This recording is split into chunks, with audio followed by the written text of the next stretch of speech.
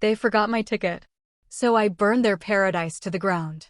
When my mom's voice cracked over the phone, "Sweetheart, we're so sorry. The resort's overbooked. Every seat's taken," I didn't scream. I laughed. A short, dry sound that tasted like rust. Overbooked? They'd had 18 months to reserve one extra chair for their only son. One chair at a destination wedding in Santorini they'd been obsessing over since Mia got the ring. But sure, oops. I told her it was fine. Hung up. Deleted the family WhatsApp. And disappeared. They never noticed the silence. I used to be the glue. The one who fixed Wi-Fi at 2 a.m., who drove 6 hours to bail Mia out of whatever glitter-soaked disaster she'd stumbled into, who rewrote her college essays so she could keep the scholarship.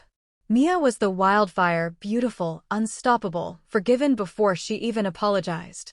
I was the smoke nobody thanked for keeping the house warm. 3 weeks before the ceremony, I'd personally hunted down the vintage lace for her veil. I'd negotiated with the florist when they tried to swap peonies for carnations. I'd even designed the seating chart so Aunt Linda wouldn't sit next to Cousin Marco again. And still, somehow, my name never made it onto the manifest. They didn't forget. They uninvited me without the guts to say it. Mia was marrying Lucas, heir to a Greek shipping empire that smelled like old money and older secrets. I was the kid brother with the boring banking job who didn't photograph well next to oligarchs. So they photoshopped me out before the pictures were even taken. I watched the live stream from my couch in London, volume muted. Mia gliding down the aisle in sunset silk, Lucas smirking like he'd bought the island, Mom sobbing into Dad's linen suit. The camera lingered on the front row, my seat, empty, a single white rose laid across it like a gravestone. Mia touched the sapphire bracelet I'd saved 6 months to give her. Didn't even glance at the vacant chair. That night I opened a bottle of Retsina and started digging.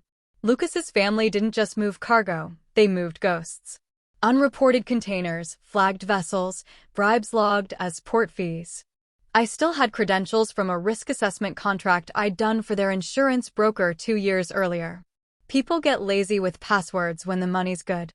I slipped in like a tide no one hears coming. It took 11 months to map the rot. Cayman trusts feeding Panamanian shells feeding Liechtenstein foundations. I built a shadow ledger prettier than their real one. Then I waited.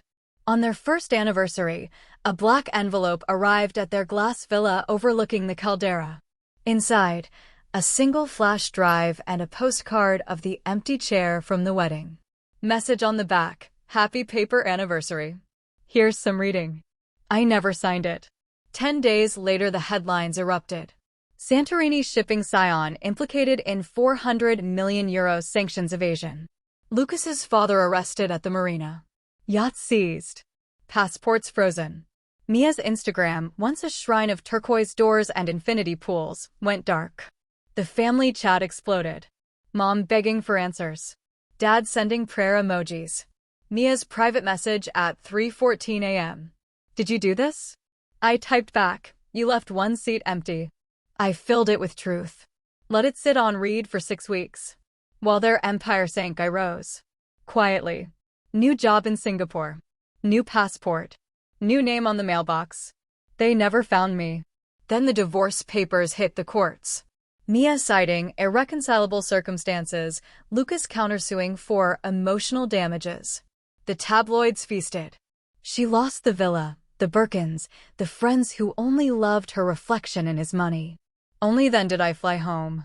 Mom opened the door looking like someone had wrung the color out of her. Dad's hands shook pouring tea. Mia wasn't there, somewhere in Tuscany, finding herself, Mom whispered, as if self-discovery could outrun